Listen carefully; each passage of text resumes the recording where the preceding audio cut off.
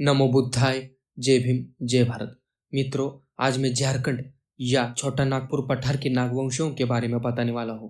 तो 64 ईस्वी में मुंडाओं ने अपनी शासन व्यवस्था नागवंशियों को हस्तांतरित की थी। फनी मुकुटराय पहले शासक बने। मुंडाओं ने उन्हें प्रमुख मानके का दर्जा दिया। उन्होंने सुतायाम्बे को ही अपनी राजधानी बनाई और नागवंशी शासन व्यवस्था की शुरुआत हुई।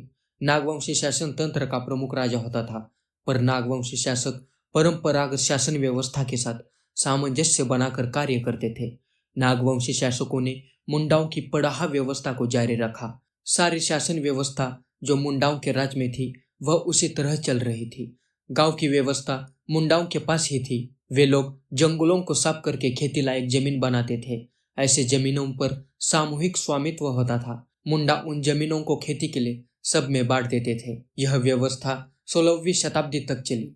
1585 ईस्वी से इस व्यवस्था में बदलाव आने लगे। इसका मुख्य कारण मुगलों का आक्रमण। मुगल सेना द्वारा बार बार आक्रमण की स्थिति से बचने के लिए नागवंशी शासकों ने मुगल सेनाओं को नजराना दिया। जो नियमित होता गया उसे आगे जाकर मालगुजारी कहने लगे। उस वक्त की व्यवस्था में मालगुजारी लेने की प्रथा आम नहीं थी।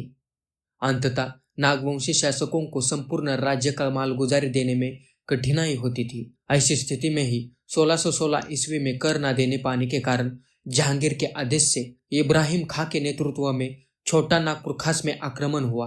उस वक्त के महाराजा दुर्जन शाल को बंदी बना लिया गया और उन्हें ग्वालियर के किले में 12 वर्षों तक रखा गया। 12 साल बाद उन्हें छोड़ा गया तो 6000 रुपये सालाना कर की मांग की गई, जो उन्होंने मान ली थी। 1636 ईस्वी में इस कर को पुनः बढ़ाया और 1,61,000 रुपये किया गया। मालगुजारी देने के दबाव में नागवंशियों ने अपनी प्राचीन शासन व्यवस्था में बदलाव किया। महाराजा दुर्जन शाल ने प्रशासन का नया ढांचा मुगल शासन पद्धति पर रखा।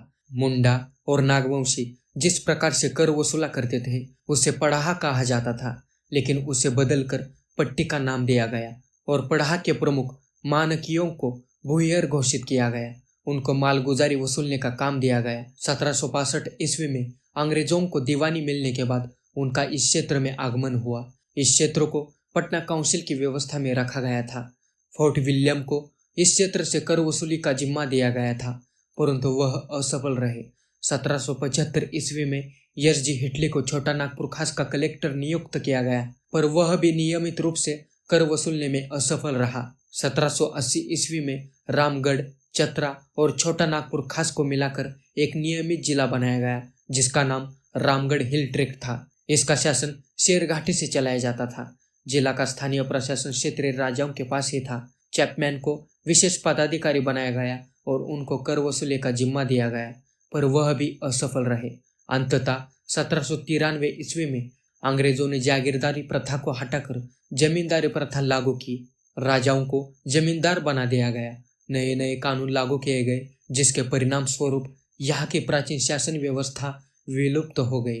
मित्रों, आशा करता हूँ आपको यह वीडियो पसंद आया हो। आशा करता हूँ आपको छोटा नागपुर के नागवंशियों की कर प्रणाली समझ में आई होगी। वीडियो पसंद आया हो तो इस वीडियो को लाइक कीजिए, ज़्यादा से ज़्यादा शेयर कीजिए। चैनल को अभी तक सब्सक्राइब नहीं किया है तो जरूर सब्सक्राइब करें। चलो मिलते हैं अगले वीडियो में। नमो बुद्धाय, जय भीम, जय भारत।